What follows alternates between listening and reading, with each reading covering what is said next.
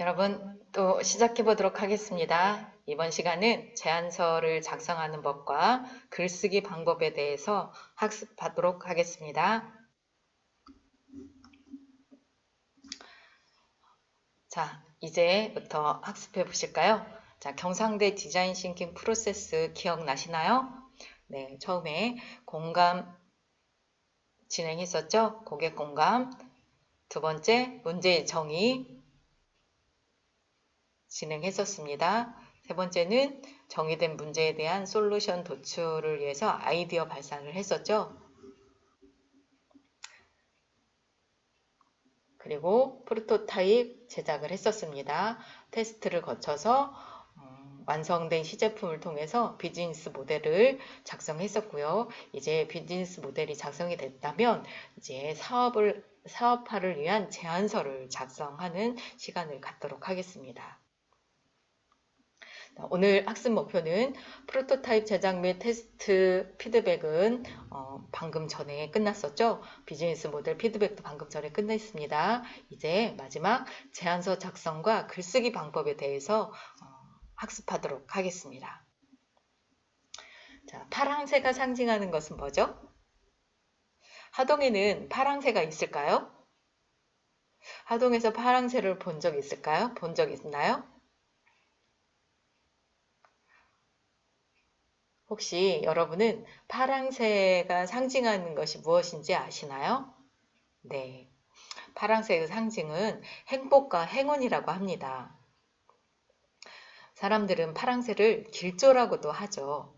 벨기에 작가 메텔링크는 그 동화책 속에서 파랑새를 소개를 하는데 가난한 농부의 남매 티틀과 미틀이 파랑새를 밤새 찾아다니는 이야기를 합니다. 그런데 말이죠.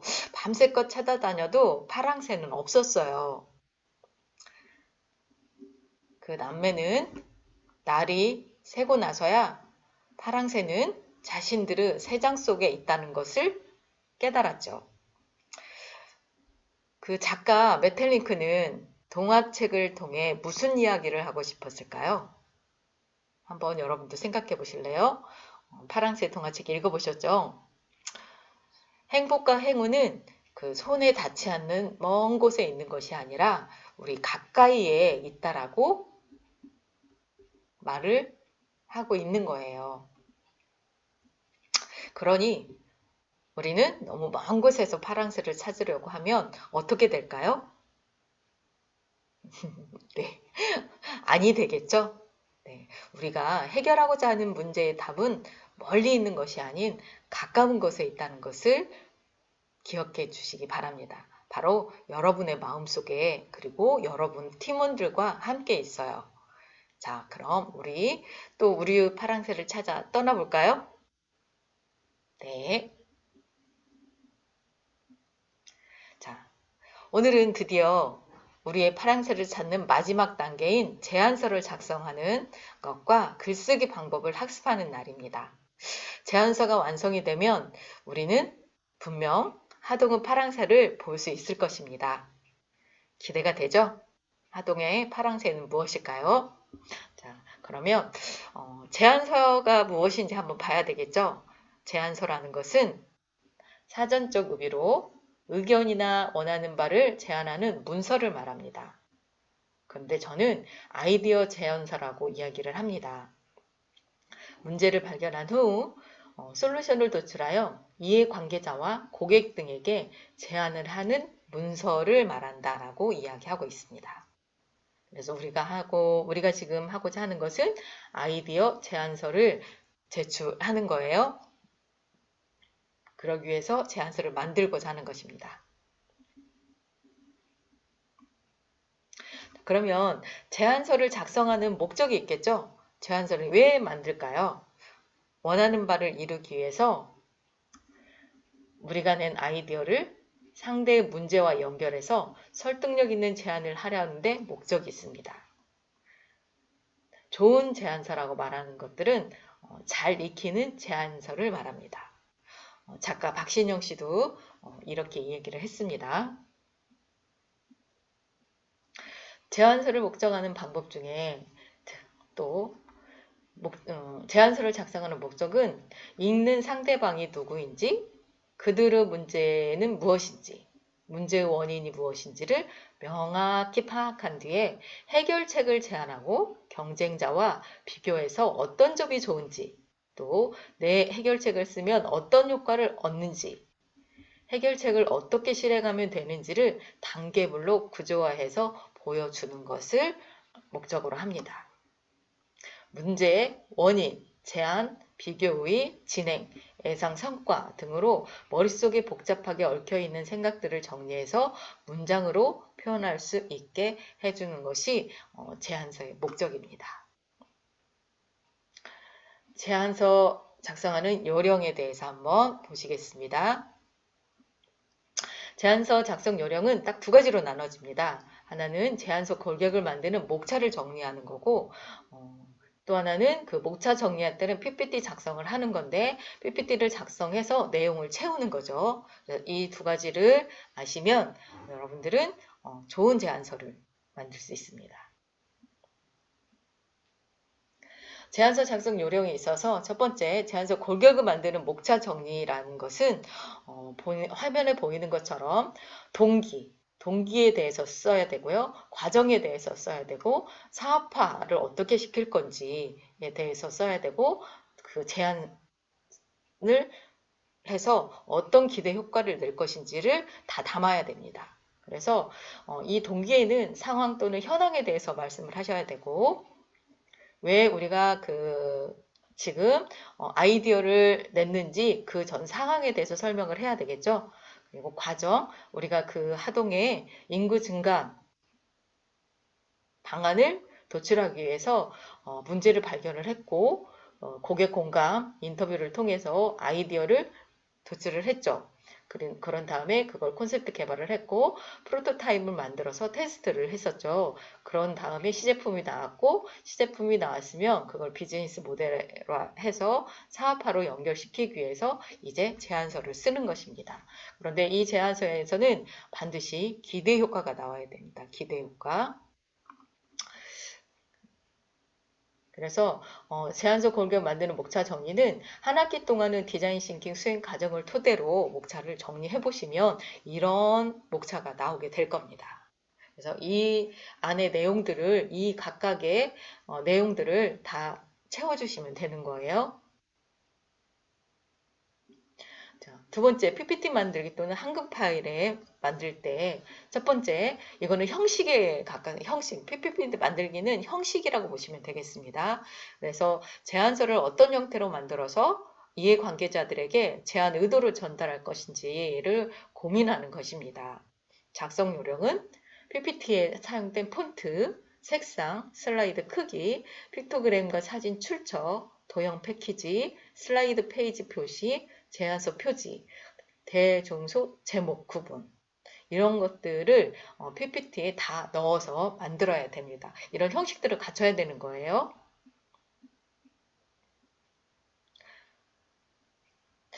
이렇게 하는데 어려울 것 같나요? 네, 여러분들이 지금 하고 있는 것과 거의 같습니다. 그러니까 내용만 충분하게 이런 형태의 형식을 갖추어서 앞에 이런 내용으로 채워주시면 제안서가 완성이 되겠죠.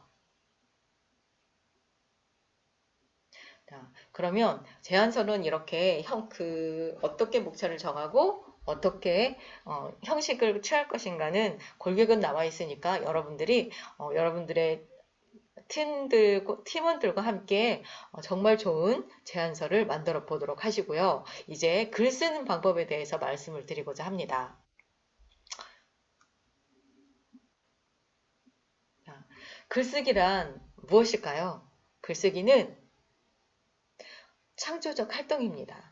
그래서 저는 이번에 여러분들에게 글쓰기, 하버드에서 글쓰는 비법에 대해서 소개를 해드리려고 합니다.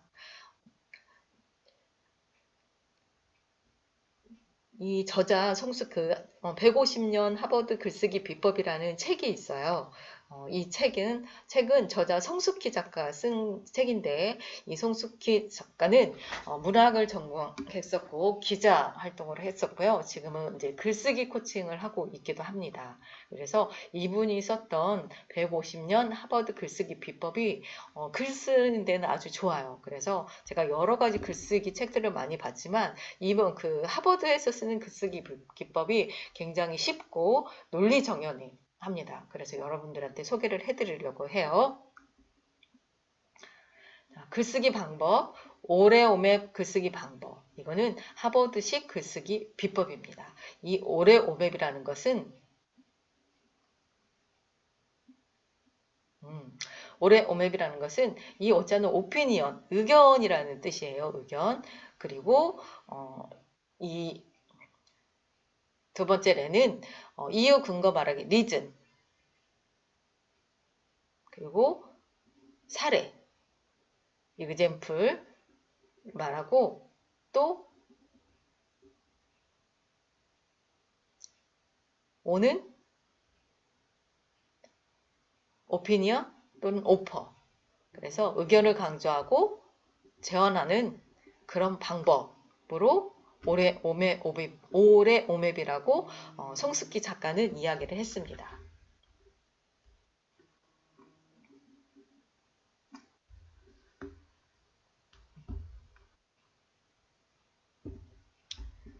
자, 이제 그 하버드에 다니면서 어떤 수업이 가장 도움이 되었나라는 질문을 한 사람이 있어요. 그분은 하버드 대학교 로비너드 교수인데요. 이 로비너드 교수는 하버드를 졸업한 1600명 학생에게 질문을 했습니다.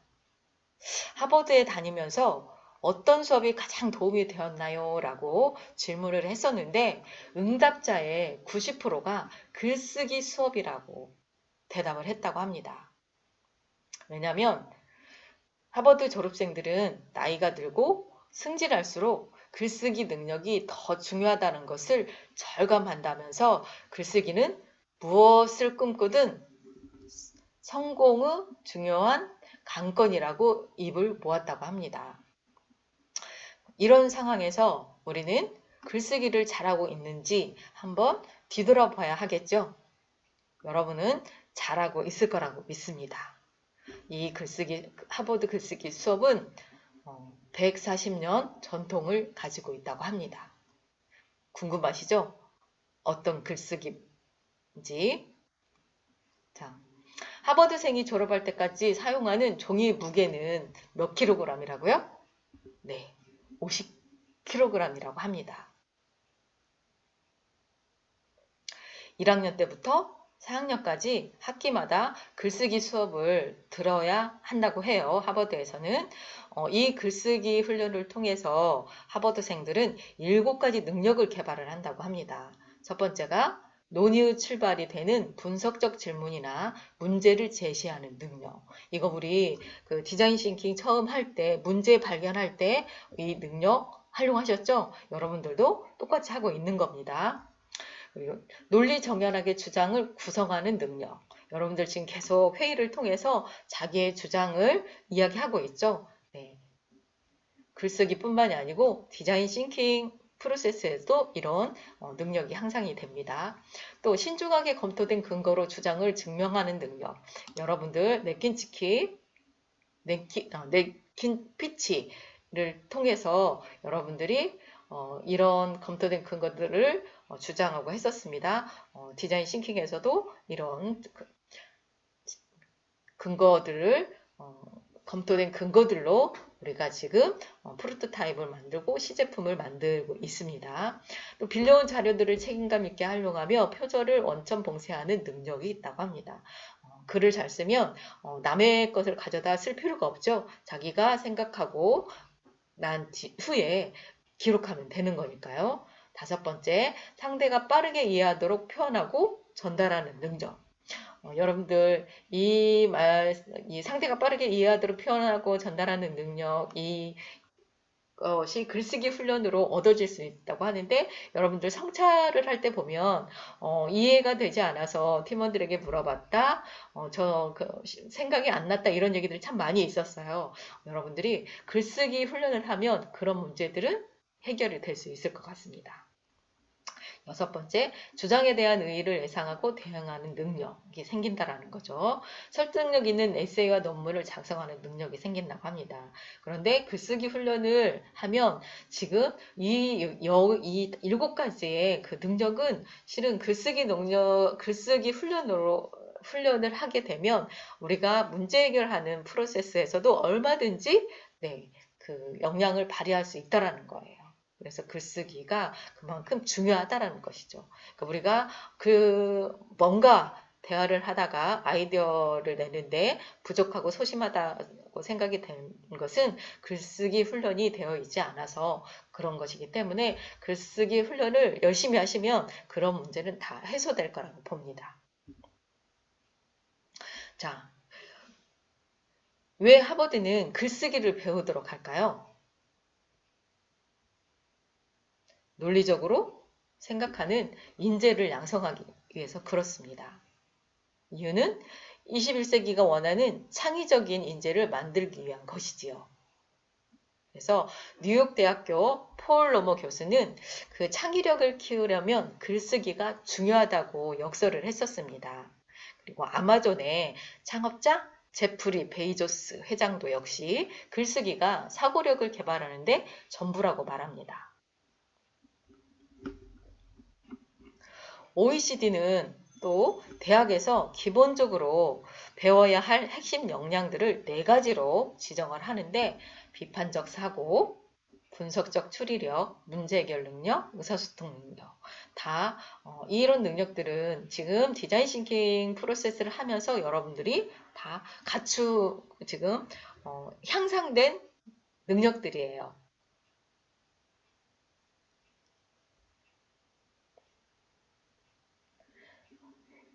글쓰기를 배우면 이렇게 네 가지 OECD가 기본적으로 추구하고 있는 핵심 역량 4가지뿐만이 아니라 융합적인 그리고 설득력이 강하고 고차원적인 사고를 할 수 있는 21세기 인재가 될 수 있는 것입니다.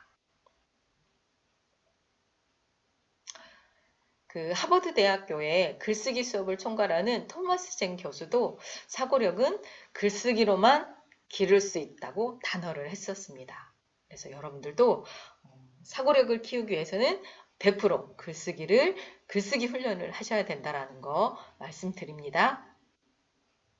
자, 올해 오맵으로 쓸거리 개요 만들기라는 주제를 가지고 여러분들한테 이제 글을 어떻게 쓰는지를 여러분들이 알려드리려고 해요. 그래서 여기 오레오맵에 오피니언, 그 다음에 이유와 근거 리즌, 사례 example, 의견 강조, 제시, 오피니언 오퍼 이렇게 이 4단계를 통해서 글을 쓰는 것을 오레오맵이라고 합니다. 그래서 이렇게 글을 쓸 때에는 개요를 만들 때에는 타깃 독자가 누구인지 우리가 비즈니스 모델에서 세그먼트 커스터머라고 해가지고 타깃 고객 선정했었죠.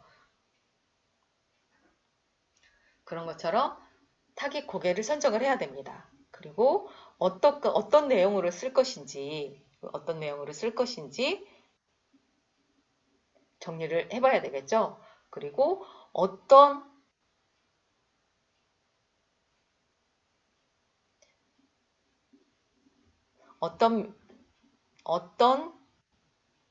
제안을 할 것인지, 어떻게 매력적인 제안을 할 것인지도 염두에 둬야 되겠죠.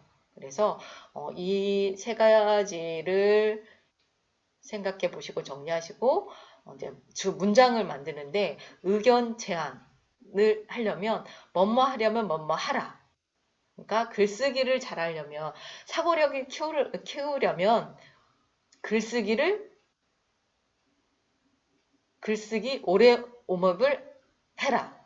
이렇게 이제 문장을 만드는 거죠. 왜냐하면 오레오맵은 의견을 말하고 이유와 근거를 말하고 사례를 말하고 의견을 강조하고 재현하고 하면 전달이 확실히 되기 때문이다. 이렇게 문장을 만들어 보는 것이죠. 자, 오레오웹으로 쓸거리 개요 만들기는 이렇게 네 단계로 글을 작성하면 유용하게 활용할 수 있습니다. 작성할 수 있으며 유용하게 활용할 수 있습니다.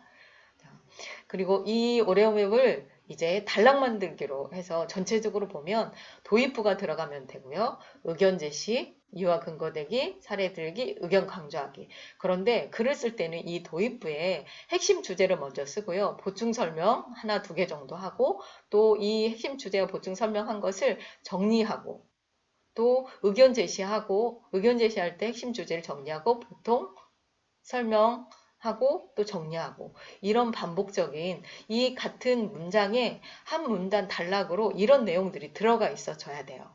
근데 우리는 이런 글쓰기를 제대로 배우지 못했습니다. 그래서 제가 예시를 가져왔습니다. 오늘 이 내용은 여러분에게 오레오웹을 설명하기 위해서 제가 이제 급히 작성한 것입니다. 그래서 이 글쓰기에 대한 오레오웹 글쓰기에 대한 내용을 여러분들한테 이렇게 보여드리려고 작성을 한 거니까 한번 보세요. 도입부에서 핵심 주제를 이렇게 정했습니다. 하버드 대학은 150년 동안 내려온 글쓰기 수업 프로그램을 운영한다. 보충 설명으로는 이유는 하버드에 입학한 학생들에게 논리적인 사고와 통합적 사고를 키워주기 위해서다. 또 학생들은 졸업할 때까지 무려 50kg의 종이에 글을 쓴다. 4년 내내 50kg의 종이에 자기 수표를 쓰는 것이다. 라고 도입부에 이야기를 했습니다. 정리하기. 하버드 대학은 150년 동안 내려오는 글쓰기 수업 프로그램처럼 한국의 대학에서도 글쓰기 수업이 있는지 궁금하다. 그래서 도입부에 글쓰기에 대해서 이렇게 얘기를 했습니다. 그래서 이제 의견을 제시를 해야 되잖아요. 그래서 의견 제시해야지 핵심 주제는 이유는 OECD가 진행한 대학생의 기본 핵심 역량에 맞춰 글쓰기 프로그램이 그 체계적 학습 과정으로 설계되었는지 확인해 보고 싶기 때문이다. 그런 다음에 대학생들은 기본적으로 배워야 할 핵심 역량, 즉 비판적 사고력, 분석적 추론력, 문제 해결 능력, 의사소통 능력 등을 습득해야 하고 질 높은 리포트를 작성해야 한다. 정리하기. 한국대학의 글쓰기 프로그램 학습 과정을 살펴보는 것은 OECD가 지정한 학생의 핵심 역량을 향상시키는 방법으로 글쓰기 수업이 적당하다고 판단이 된다. 라고 제가 의견을 제시를 했습니다. 이런 이유로 해서. 그 다음에 이제 사례 들기를 하는 거예요.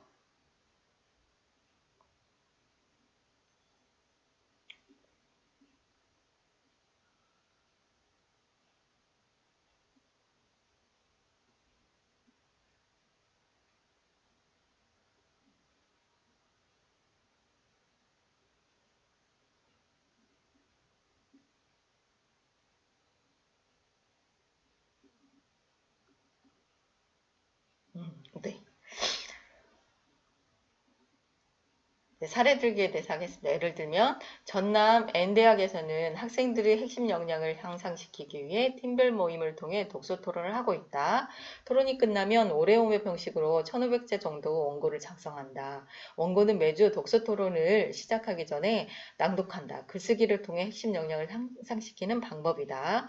두 번째는 하버드 대학에서도 1학년 때부터 자기 수필을 글쓰기를 한다.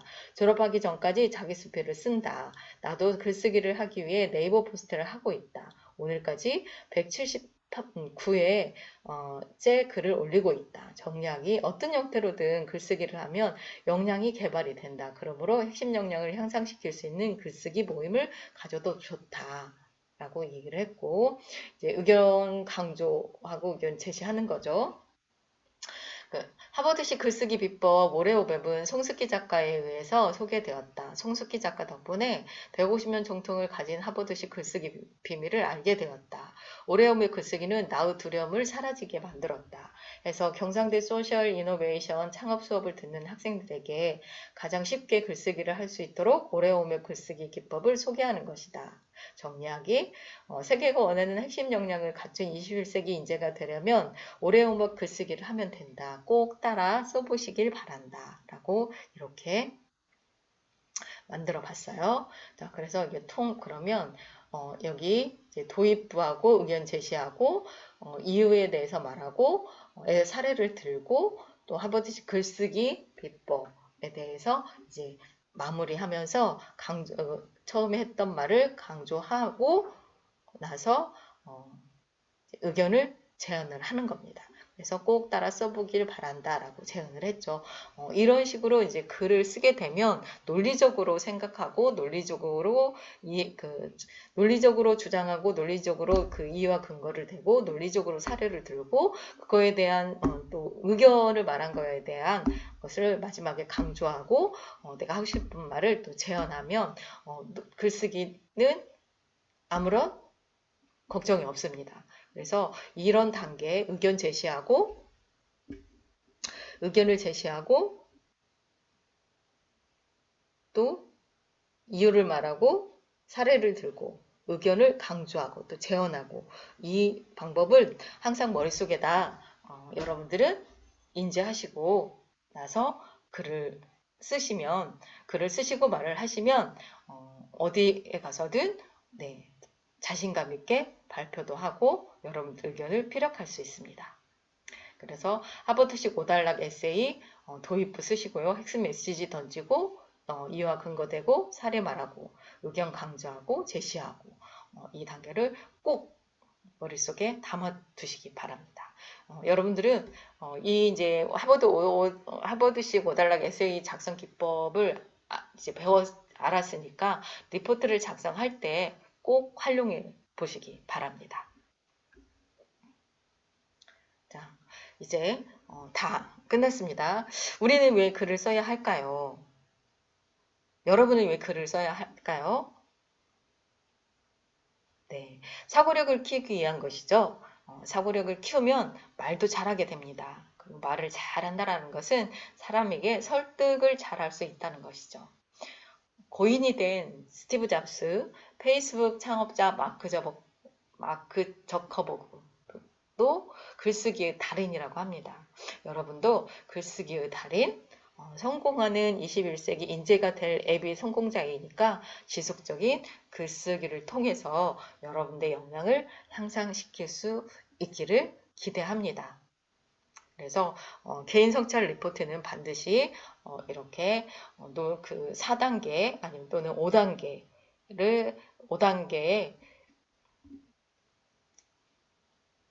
그 논리적 사고에 의해서 작성해 보시면 여러분들이 한 학기 동안 배웠던 내용들을 그대로 학습할 수도 있고 또 여러분들의 역량이 향상되었다라는 것을 확인할 수 있습니다. 자, 여기까지 이제 제안서 작성하는 것과 글쓰기 방법에 대해서 말씀드렸습니다. 수고하셨습니다. 이제 과제 나갑니다. 피드백 내용 수정해서 다시 올려주시고요. 프로토타입 테스트 수정 보완했는지 그거 한 번 더 확인해 주시고 비즈니스 모델 여러분들 1차, 2차 수정했는지 한 번 더 확인해서 올려주세요. 팀 과제 제안서 작성해 주시고요. 이제 중요한 건 팀 과제 제안서를 작성해서 올려주시는 거예요. 이게 팀 과제예요. 이 팀 과제 제안서는 이제 평가가 되는 거기 때문에 여러분들이 신중하게 생각하시고 여러분 팀워크를 발휘해서 제안서를 작성해 주시면 되겠습니다. 모두 PPT를 활용해 주시기 바랍니다. 그리고 개인 성찰 대신 고민곡을 작성해 주세요. 과제는 6월 22일 토요일 6시까지 밴드에 올려주시면 되겠습니다. 고생하셨습니다. 다음 주에 뵙겠습니다.